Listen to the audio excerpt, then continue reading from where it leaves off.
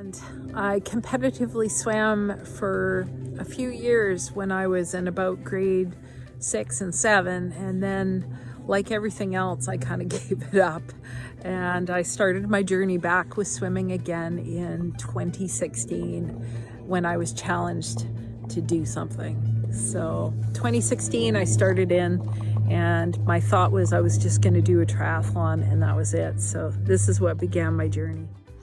What do I love about swimming? Well, swimming is great.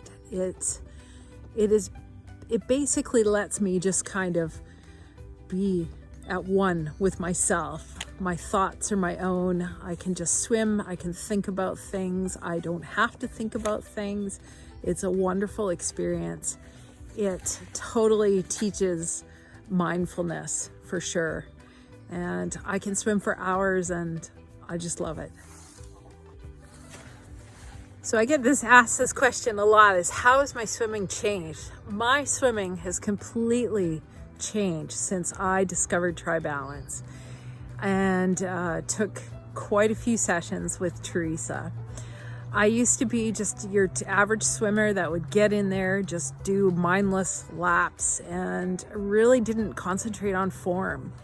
And through TriBalance, I discovered total immersion, which then gave me the premise of being at balance, being streamlined, and being propelled through the water. So this has definitely made a big difference in my swim, and has allowed me to be able to go the distances that I go today.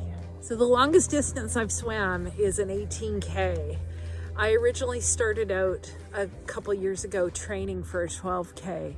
And the first year I spent just mindless swimming. I had no program, nothing. And then when I met Teresa, she gave me a program, and I was able to start working towards that goal.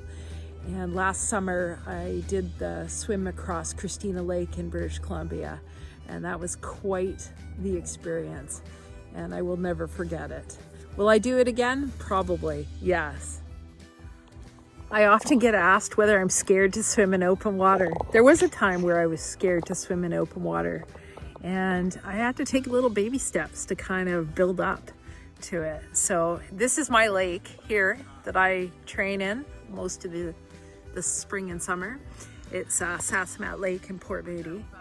When I first started out in open water, I would go with friends of mine, and they would basically paddle beside me and just make sure that I was okay.